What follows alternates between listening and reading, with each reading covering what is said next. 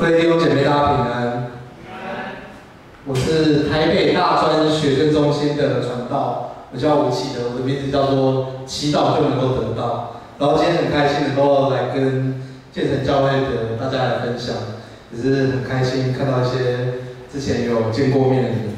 我等一下会跟大家分享一下上帝的话，然后分享完之后再跟大家来报告一下大专中心做的工作。那在讲到开始之前，我们先一起来祷告。我们的上帝，我们感谢你，感谢你引导我们，让我们能够来这来敬拜你。恳求你的圣灵成为我们的力量，帮助我们有智慧来领受你的话语。恳求你的话成为我们生命中的光，还有帮助，让我们能够在你的爱里面得到安慰。我们这样子感谢祷告，是依靠我们主耶稣基督的圣灵祈求。阿门。各位弟兄姐妹，不知道你们有没有在你们的教会生活啊，或者你们的日常的工作，或是你的家庭，或是你是当学生的，你们有没有感受到你曾经很忙碌，然后有时候忙碌到不知道自己在做什么？大家有没有这样子的经验？我想可能多多少少有过，像那个工作的忙碌，然后你当学生的，你会发现。你好像怎么读书都读不完，但不是你读不完，是反正大家也不会让你读完，这是一件很可怕的事情。我时常在看我自己的生活啦，或者是我在看我身旁的人，或者其他的学生，我觉得好像我们在这个现代社会里面，我们都有一种紧张感。我不知道大家有没有感受到你的生命里面充满这种紧张跟焦虑的气息跟氛围，而且有时候是你自己。有时候是从别人而来的。不知道大家有没有听过一个很有趣的事情，是那个可能我们没有工作的，或者听长辈他们在讲，他们都会讲一件很有趣的事情，就是你在工作的时候啊，要让自己看起来很忙碌。如果你没有让自己看起来很忙碌，你就要小心。大家有没有听过这个说法？或者是其实，在当兵也有这种说法吗？就不打情不打烂，专打不张脸。有时候我们需要让自己看起来很忙碌，然后特别是在我们工作的时候，或者是其实读书也是嘛，就是你要让你爸妈感觉到你有在读书，你不能让他感觉你在休息或者偷懒。这个状况是怎么一个状况呢？就是如果我们是在工作的人，我们有没有思考过这个问题？就是你来应征这个工作，其实代表说你有能力，你有自信，我的能力可以完成这个工作，是吗？如果你没有能力，就不会去应征这个工作。像我就不会去应征一个医生的工作，因为我没有能力完成它。所以你去应征这个工作之后，你提早的完成你的工作，这代表什么事情？代表你的能力比这个工作需要的更好。所以你可以更快的完成你要完成你老板托付给你的工作。可是这个时候我们就会看到一种情形就出现，就是如果你太快完成的时候，老板就会说，你工作真的完成了吗？然后就说真的完成了。然后接下来就会发生一件事情，就是老板会给你更多的工作。然后就像那个你在读书的时候也是一样。你在读书的时候，然后你爸妈就会说，然后你在休息吗？你觉得我都已经读完了，我会了。然后你爸妈就会说，你真的读完了吗？你国文读完了吗？那你要不要开始读英文了呢？就是他会马上你就觉得这个，当你一休息，那个忙碌的那个状态，当你没有让自己看起来很忙碌，我没有忙着工作，我没有忙着读书，好像就卡住了某些东西。所以你就会被交付到更多的事情要做。其实，所以我们在工作的时候啊，或者是在读书的时候，你就会发现，越有能力的人越早做完事情，他就会要更忙。然后在工作的时候特别明显，就是要让那些有能力的人，如果你越好的去展现你的能力，然后你就会越忙碌。然后这种状况呢，然后还有书读不完的这种状况。都让我们的生活产生一种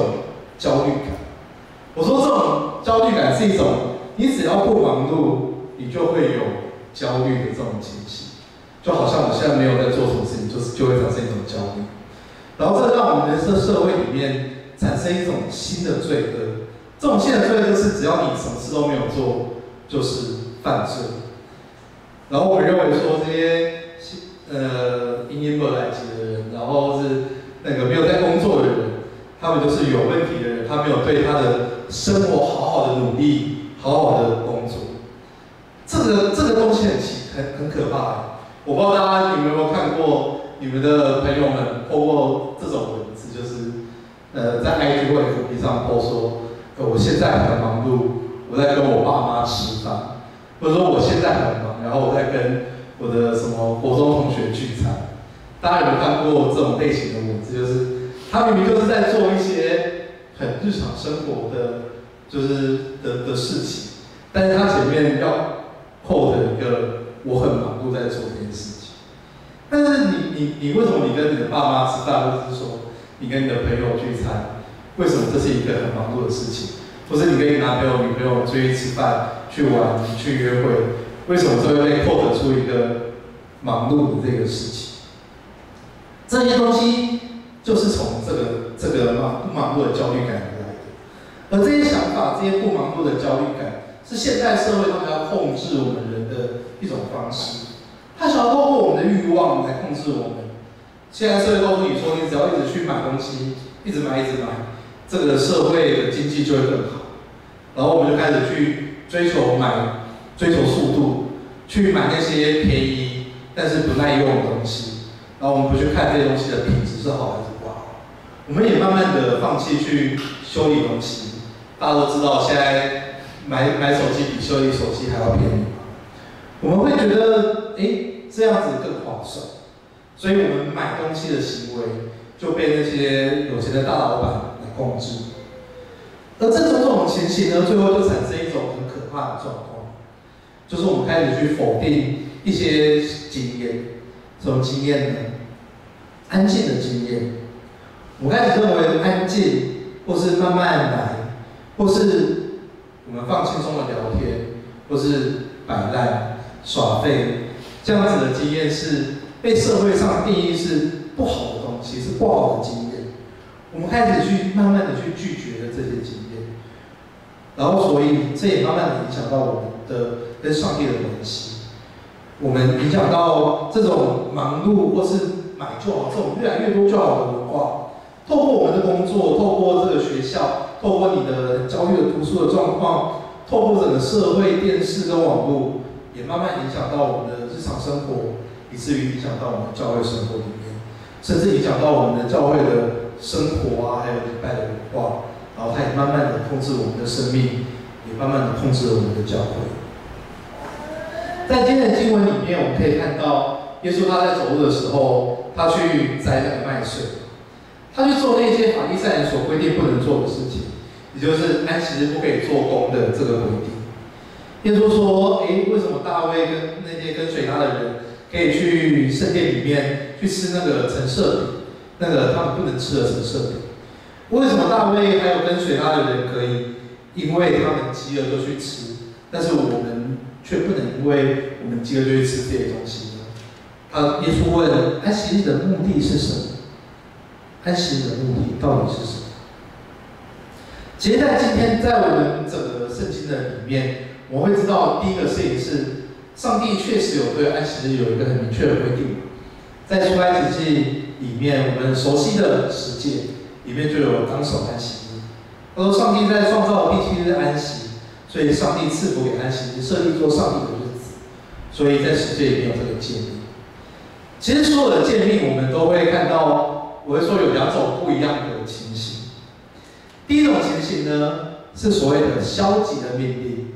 什么是消极的命令呢？消极就是告诉你说，你不能做这个，不能做那个的这个命令。这种消极的命令，有时候也会让你觉得很烦躁，因为你就会想说，那你告诉我说不能做这个，那你要我做什么？这种不能的命令就是法利赛人的命令。法利赛人因为期待以色列人能够更遵守上帝的规定，所以在安息日设立了500多条，就是你不能做的这个命令。我不知道有没有去过以色列，你知道犹太人他们甚至是他们在礼拜日啊，他们的就是安息日那一天礼拜六，他们的那个电梯啊是每一层都会停。然后你知道为什么吗？因为他们认为说你去按那个电梯楼层，这个动作就是在工作，所以这个东西是不被允许。所以你如果去以色列遇到安息日，他们就是你上跟下，就是他们每一层就会停，反正每一层都停，你就没有按电梯的问题了。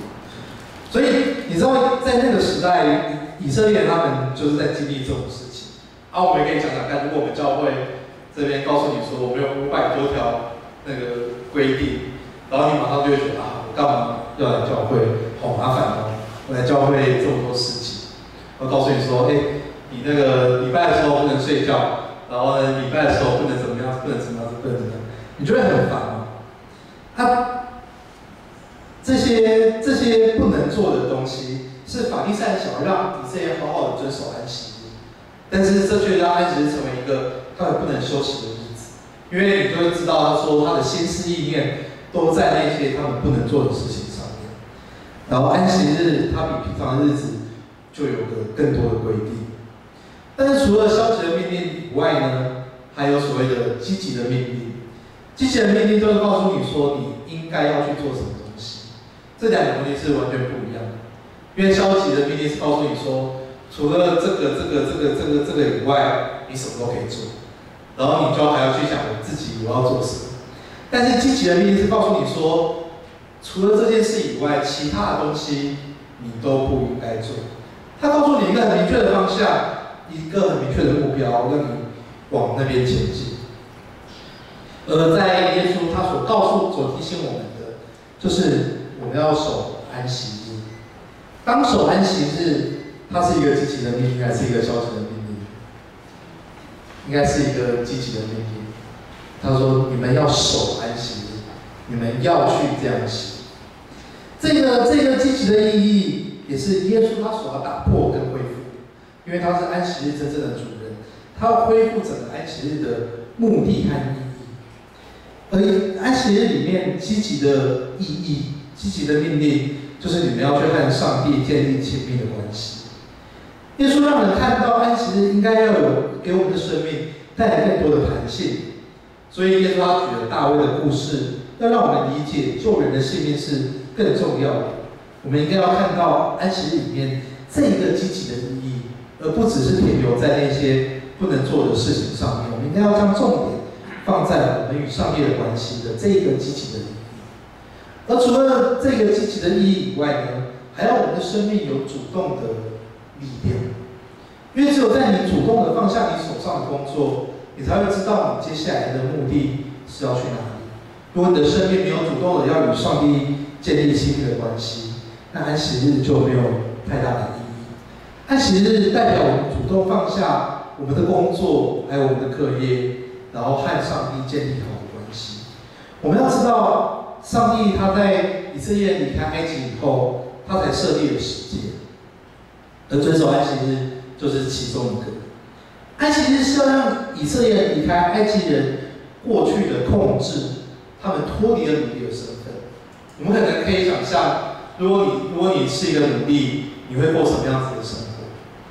当然他很惨，然后有你的主人会告诉你说，你应该要做什么事，你应该要做什么事，然后你其实不用为自己的生命负责，因为我就是被人控制的那种状态。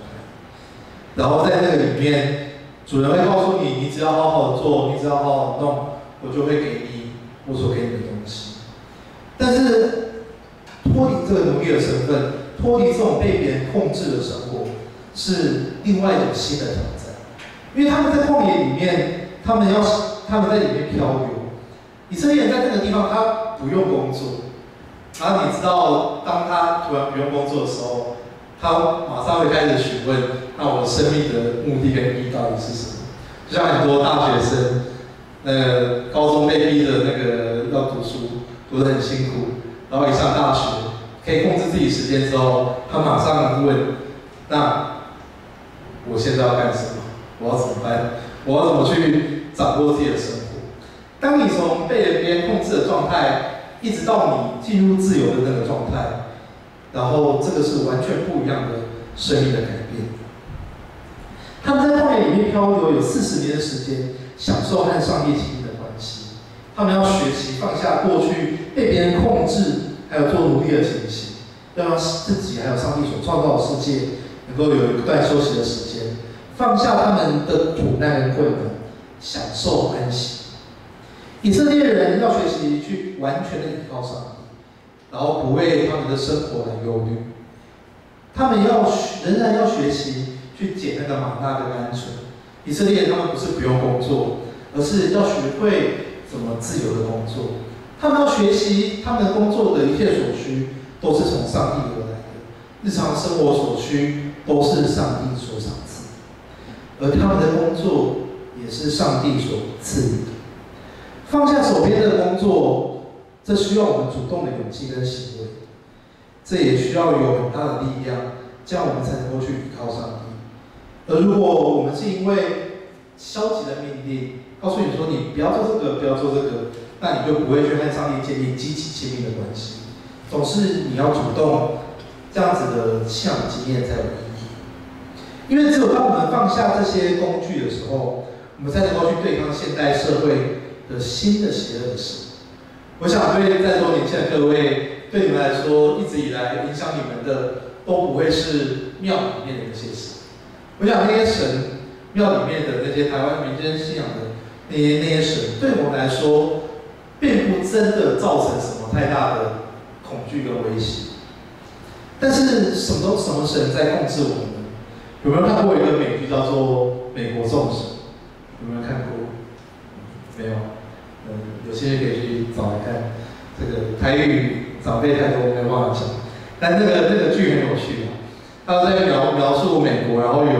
旧的神跟新的神对抗的事件。那美国大家知道也是一个移民的文化，所以他们就带了很多不同的神进去，然后所以里面就有什么索尔啊，然后还有27种耶稣，因为不同民族认识的耶稣又不太一样。然后这群旧的神呢，他们在对抗新的神。那个新的神是什么呢？就是一些网络的神，然后资讯的神、消费的神的这些东西，他们就新神跟旧神正在对抗。我们现在生活的世界其实也是这样。现在社会影响跟控制我们的，已经不是过去长辈他们说的那些庙里面的神，而是那些使我们忙碌、充满焦虑感的神。是那些消费的文化的神，是使我们的内心非常焦虑的神。是网络上那些错误或是没有经过查证的资讯的神，这些神是现代社会里面真正控制我们的假神，是让我们没办法去亲近上帝的神。而在我们现代生活里面，这些新的神控制着我们的生活，因为我们习惯和这些神一起就是相处或使用它们，我们被现代文化的这些生活方式来影响。我并不是告诉大家不要用手机、网络这些东西，而是当我们在使用这些东西的时候，究竟是他们在控制我们，还是我们在使用他们？我们其实没有办法活出基督徒的样式，因为我们就被这些神来引导、来控制。我们可能有时间滑手机，但是看 FB、看 IG， 但是没有时间灵修、里面上帝的话。安息日要让我们学会放下这些事情，去对抗现代社会的新神，因为上帝要我们只有他独一的上帝，他给我们力量去对抗这些事情。而安息日就是最好的武器，他给了我们一个完全不一样的价值观：是你不需要工作，是你就可以享受跟经验到上帝创造的世界，是你应该要回到上帝儿女的身份，活在上帝的创造之中，而不是活在你的工作的生活之中，这样是不一样的。现在社会让我们产生这种不盲目的焦虑感或罪恶感，让我们开始认为安静或是慢慢来，或是你没有工作，这是一种罪恶。我们慢慢的被现代社会绑架，我们认为这些东西都是罪恶。但是安息日并不是这样，安息日是要让我们的生命更丰富，有更多的恩典，是将我们的时间和精神与上帝亲近，同时也与你身边的人亲近，还有与大自然，上帝所造的大自然有更亲密的关系。这就像耶稣所说的，安息日的意义到底是什么呢？安息日的意义是让我们学习从慢慢来的里面来经验到上帝，去听上帝的话语，是回来上帝儿女的身份，享受他创造的一切。我不知道大家都在什么样子的状况下听到上帝的声音，但是上帝的声音，它总是只在安静的时候才会出现。在旧约，以利亚他遇到了大风大火，他看到了许多异象，但是上帝的声音都没有出现。直到最后这一切都过了之后，上帝的声音才细微的对他说话。而上帝对我们也是一样，在我们很忙碌，在我们感受到焦虑，在我们被这些东西所控制的时候，我们其实听不到上帝的声音。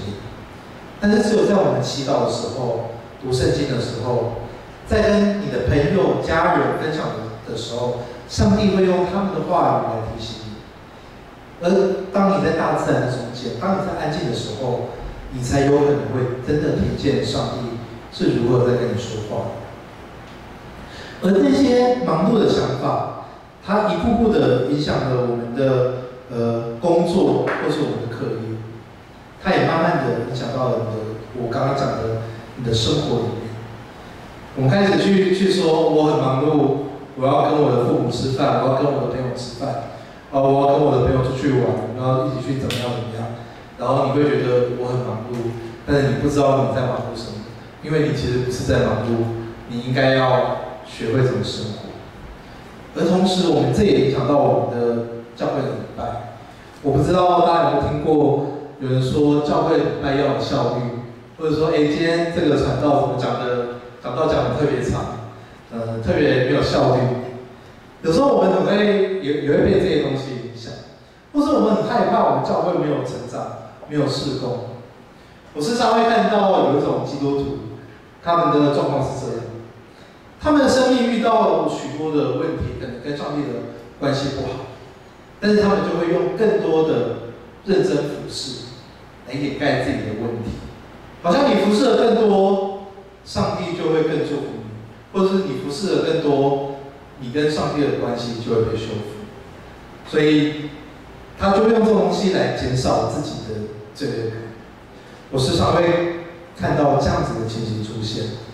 我以前在世界教会有一次听某一个敬拜的主领在带敬拜，然后我就听了一首的时候，我就马上跟旁边讲，这个平常一定没有在读经。有时候这种灵命的经验是很可以直接被感受到的。当我们遇到这种问题的时候，我们很常用这些东西来掩盖自己的罪恶。而回到读圣经跟祈祷的生活里面，好好的听上帝的话语，才是服事的根基。除此之外，我也常会开玩笑说，大家有没有想过，那个谁最不认真遵守安息日？大家有没有想过这个问题？牧师，你们牧师跟传道，大家知道牧师跟传道平常都在想什么吗？不知道，让你们知道一下。反正呢，就是礼拜开始之前嘛，他就开始想，那个上礼拜或上礼拜之前，有哪一个人跟我讲什么事情，或是我要去关心，或者像比如说有什么大考，你们上次这些考试考怎么样，或者是那个大考的结果出来了没？他脑袋就想说，那个谁来的，我要关心这件事情。然后他就想说，等一下我的那个服侍的同工，哪一个服侍的同工？他怎么还没到？他要到了吗？有没有需要人来 cover 他或什么的？然后他坐在那个讲台上或者是前面的时候，他就开始想说，我等一下讲到的内容是什么，然后开始 review， 然后到这边已经开始讲到了，他有看说那个谁来了，我等一下去，很久没看到，我去跟他打招呼，去跟他聊一聊。然后讲完到坐在下面，他就想说，我等一下要去跟谁讲什么。或者说我下午还没有要开会，还有要做什么事情，这是我们牧师平常都在想的事情。我不是说有牧师不用做这个事情这是牧师很重要的事情。但是这提醒我们一件事情，如果我们每个礼拜坐在教会做一半，如果带领我们的人脑袋都是这些东西，那我们的礼拜真的能够让我们安息吗？而我们自己坐在这底下的时候，我们脑袋要在想的是什么呢？想的是下午要出去玩，想着要跟朋友约，还是要开始想的是什么？我们真的有安静下来听上帝的话语？我觉得重点是这些服事跟这些思考，它都应该建立在我们跟上帝的关系上面。如果我们没有好好的读经和祈祷，跟上帝建立关系，我们所做的任何服事都是没有意义的。上帝不会因为你做更多的服事就赐福给你。我们的神不是这样子的神，上帝给你的恩典是白白无条件的，而只有在为什么我们要做服事，是因为我们领受到这个爱的恩典，我们愿意对上帝做出某一种回应，这才是我们礼拜的意义，或者说我们服事的意义。这就好像你跟你所爱的人在一起，你为他付出这些东西，是因为你爱他，他也爱你，而并不是你做的更多，他就更爱你，并不是这个样子。所以，期待各位弟兄姐妹，你们能够学习如何依靠上帝的恩典，不要让这个现在社会的精神来控制，或文化来控制，也能够学习在我们的生活里面，每一天都有安息日的眼光。安息日的眼光很重要。我刚刚讲的，我们现在的生活的脉络是，我们从工作的忙碌开始被控制，这些被控制影响到我们的日常生活，然后再影响到我们的那个教会礼拜的文化。我们需要反过来做这件事情。只有当我们好好的做礼拜，过好安息日，我们能够学会在我们日常生活之中，能够安静跟慢慢来听上帝的声音。然后这些东西会影响到我们日常的生活，我们的灵修的状况，还有我们的祈祷的生活，然后它才会帮助我们怎么正确的看待我们的工作。马丁路德跟加尔文这两个都是我们两个中大前辈，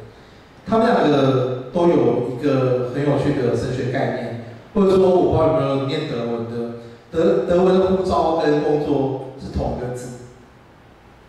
也就是说，他们都认为你的工作就是你的呼召，不管你是做学生的，你的课业，它就是你此时此刻的呼召。当你已经做社会工作的时候，你的那一份工作就是你的呼召。如果你未曾在安息日安静的聆听上帝的声音，你不可能明白上帝为何要你做这份工作的意义跟目的，或者说你要读书的意义跟目的。只有在你重新的用安息日的眼光，在安息日学会安静的慢慢来，然后去聆听上帝的声音，影响到你日常生活之中，你才能够回到你的工作、你的课业里面去寻找出上帝所要对你说的话，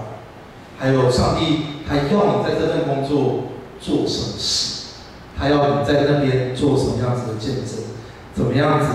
服侍他、服侍人群。所以，期待我们能够从安息的眼光来重新看待我们的工作，还有这个世界，也认真的看待人的生命还有成长。不只是事工，还有引导别人成为基督徒而已，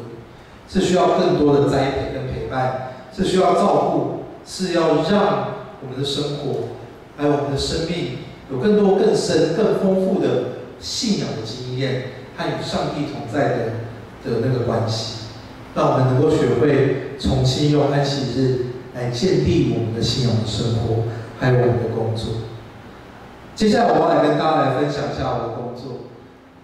因为还是虽然说大家都比较年轻，还是要分享一下我的工作。我的工作就是带大学生，就是我们的工作就是在一些团体，就是学校里面成立团体，然后那些团体都是在那个周间的晚上聚会。然后我们现在有4个传道师跟牧师，然后2个平信徒，然后我们总共6个人在带团体，还有一个行政助理。然后我们在负责台北跟基隆地区总共17个团契，所以我的工作平常就是跟大学生混在一起。那大家知道，就是念大学是一件蛮有趣的事情。那有趣的点在于，很多人都是第一次在这个时候，第一次离开家，第一次拥有自己的生活，第一次可以更完整的控制自己的时间。所以在这个状况里面，从小就是被要求，有许多人从小被要求来教会，他们开始对信仰有许多的问题。然后大家也知道，大学嘛，就是爱情学分一定要修，所以有很多感情的问题。这3年处理了好几个学生劈腿的案子，所以我就是觉得最近在处理就觉得很头痛。我们因为骂他们也不是，然后就因为一定是有状况才会劈腿嘛，所以反正我们都陪他们处理这些问题。你要怎么让他们知道自己错了，然后又让他们能够去不被责骂，因为他们一定是有某些缺乏跟状况。才会发生这些事情。大家知道大家在离开大学，他们有很多大学生们总是有很多的问题需要面对，有各种，还有新的学习，还有对人生新的计划。然后过去很多被父母所控制的，你应该念什么，要念什么。到大学，大家会开始重新的去问自己：我真的要念这个吗？或者我真的喜欢这个吗？看到更多的东西，这些东西。并不是你跟他说上帝爱你，你要多读圣经，你要多祷告就可以帮助大学生们解决这些问题。所以我们的工作就是要给他们看到这些事情，他们所遇到的困难里面有上帝的恩典仍然在当中，或是让他们在苦难跟困难里面仍然看到上帝有在做事情。所以我的工作平常就是在关心这些大学生。他们的生活、他们的信仰状况，还有我们有定期的聚会。所以如果有那个准备要念大学的，或者是已经是大学的，欢迎你们来参加我们的团契。我想在大专的团契应该会跟教会很不一样，因为年龄层比较一样，面对的问题也比较相近，然后又有很多共同的东西可以去讨论。但是大家又更像一个成年人，所以欢迎大家能够。参加。那我们在全台其实各地都有不同的大专中心，就是台北啊，然后桃园新竹、台中苗栗，然后彰化，就是全台湾都有大专中心，所以无论你在哪里都可以找到我们的关系跟连接，所以欢迎大家能够加入。那除了大专的工作报告以外呢，我要跟大家分享一点，就是我觉得很有趣的事情。我有一次问了一个，我们有一次问了一个台大法律系的学生说，你期待你的那个毕业之后薪水是多少钱？你们可以想象一下他说多少钱？台大法律系。8到10，好乐观。多少？3万5。3万5可能。台大法律系，然后我们就猜至少会有36或者4以上，就是。但是你知道他说多少钱吗？他说200，他自己说200。他这件事情可怕的地方不是在于200这个数字，可怕的地方是在于，这是他看他自己的价值。他认为他自己的价值只有200。他同样的问题就会问大家，就是你觉得你自己的价值是多少？我刚刚在早上跟长辈们分享，就是现在年轻人的状况，我会问他们一个很有趣的问题。我说，你们长辈们，你们就想一想，你年轻的你在找工作的时候，如果你会电脑，如果你会网络，如果你会 Word， 如果你会 Excel， 请问你可以加多少钱？薪水可以加多少钱？然后我们就说，可能3000、5000吧，有时候更早一点，可能你薪水可以加到1万。问题是，大家在座的应该都知道，这个对你们来说就是基本，就是基本。我用这个事情在提醒那些长辈说，现在年轻人所遇到的问题就是这个。因为我们有太多你应该要学会的东西，然后你花了很多时间在增进自己的能力上面，但是它却没有办法反映在你的自我价值或是薪水上面。有时候我们会觉得考张证照就会加点薪水，但是其实在业界可能根本就不是这个样子。我讲这个东西比较恐吓大家，是跟大家讲我们年轻人所遇到的困境到底是什么，我们面对到的低薪的情况跟状况，而这些东西也是我们将来会面对到的，然后也是我们自己正在面对，也是我们的朋友跟同伴在面对的。但这种情况底下，我们更需要信仰，还有上帝的带领，让我们知道怎么样子突破这样子的困境，怎么样子能够找到自己的价值。所以我常常会觉得很有趣啊，就是看我们上下界的这些人，大家开始去把自己生活中心放在一些长辈们会觉得很浪费时间的事情上，比如说去澳洲留学打工啊，比如说常常会出去玩啊，然后买很好的手机，就是所谓小确幸。但是这些东西都是因为你清楚的意识到自己赚不了大钱，然后所以那我为什么不花这点小钱，然后让自己过得开心一点？这是我们所遇到的困难跟问题，也是台湾整个社会所遇到的状况。所以我们需要在我们的生活里面不断的为这些事情来祷告。我们可以怎么样子帮助我们的社会调整跟改变这样子的结构的状况？而这些东西的改变才会对年轻人的生命价值，或者我们的在下面一代能够有一个更好的社会跟更好的环境。除此之外，也要跟大家分享一下，在我们的教会的服事里面，早上会提醒许多的长辈，我刚才讲的一个故事啊，是我在那个以前世纪教会发生过的一个故事，就是那个教会有个80几岁的长辈，他有一次就跟我说：“老师啊，你知道那个某某执事，他真的很不 OK 的。”我就说：“怎么了吗？”然后他就说：“因为我想叫他，我觉得我的爱上的服事应该要接棒，然后我希望这个年轻的执事来接棒，然后但是他拒绝我。然后我就很认真在想一下，就是那个执事那时候大概35左右上下，大家知道大概那个岁数的，差不多就是结婚嘛，已经结婚了，然后有车贷房贷，然后2个小孩都不到5岁，然后刚换工作。”然后这是他的生活，所以你知道他压力很大，生活压力很大。然后他的教会的服事有什么呢？他礼拜5拜祷告会，然后礼拜天会带敬拜赞美，会带主日学，然后还有就是那个诗会的服事，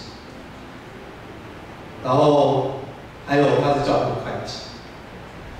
然后我就想，那个80岁的长辈，他竟然跟我讲说，他是一个不认真服事的人，就是这个很可怕，你知道吗？但这某个程度上也是我们教会的年轻人会遇到的困境，就是我其实明天早上忘记跟那些长辈讲，就是他们就会叫那些比较乖的人做事，因为比较不乖的人，然后他们叫不动，所以就叫那些比较听话的做事。那久而久之，事情都会在少数人的身上，但是。我们回过头来需要想的是，当教会需要做的是什么？我们的教会需要更多对年轻人的牧养跟关怀。但是当这些东西到我们身上的时候，我们自己愿不愿意主动的去承担更多的职务跟服事？我刚其实很开心啊，就听到在华语堂里面有一些年轻的人已经成为教会的执事，这就是一个很好的开始跟状况，因为。教会对年轻人的栽培跟培育，就是你不能期待长辈看到，因为他们不知道你们过的是什么样子的生活。但只有在你们上去成为教会的一个力量，然后你们可以帮助底下弟妹们跟长辈们沟通，成为他们中间很好的帮助跟沟通者，使长辈们理解你们的生活压力跟困难，那他们就会。愿意帮你们承担更多的东西，他们就会愿意给予你们更多你们所需要的事情，而你们也有责任成为教会的力量跟支持者，然后带领更多的弟妹们成为教会很好的帮助。希望大家能够好好的思考这些事情，然后也让我们的生活里面能够充满更多安息的眼光。不用，当然你需要衡量自己的工作的情况、课业的情况，还有你的服事。那我想我们都有很好，都需要对自己很好的评估。所以希望这一切的东西都能够帮助我们重新的去建立我们的信仰生活，以及我们的工作还有日常的生活。我们一起来祷告。亲爱的上帝，感谢你让我们在这个地方一起来分享。感谢你，求主你看顾大人中心的所有同工，还有学生所做的一切工作跟事情都能够平安顺利，都有你的带领。主啊，我们也恳求你，我们为了我们台湾的所有的青年人来祷告，帮助台湾所有的青年都能够在这个困难的处境底下，能够找到你的应许以及呼召，能够看见你所要带我们朝向的地方，能够看见异象。主啊，也恳求你看顾我们建成教会所有的华语堂的青年朋友们，帮助我们能够在面对教会的事工还有服事里面，能够找到跟我们自己生活工作的一个很好的平衡点，也让我们能够有很好的学习，在信仰上有更多的栽培跟帮助。求主你的圣灵与我们每个人同在，带领我们。我们感谢你，也求主你祝福所有的弟兄姐妹都能够得到你的平安，让我们能够学会用安息的眼光来重新的去看待这个世界，看待我们的信仰生活，看待我们的日常生活，以及看待我们的工作。愿你领导我们，充满在我们工作的生活之中。这样子感谢你，祷告是奉主的圣名祈求，阿们。以站立来唱福音诗。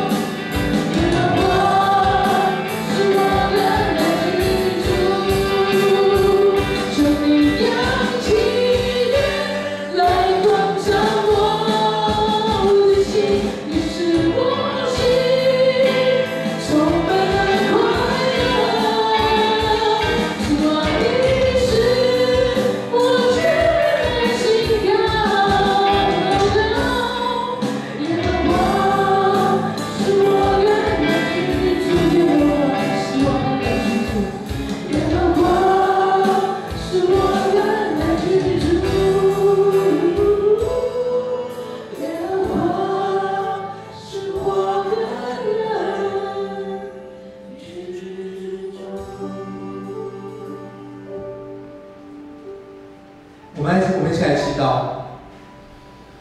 愿安息日的主耶稣基督的恩惠，以及设定安息日的主父上帝他的慈爱，以及运行在安息日，使一切充满生命跟力量有圣灵的感动，常与我们众人同在，从今时直到永永远远。阿们。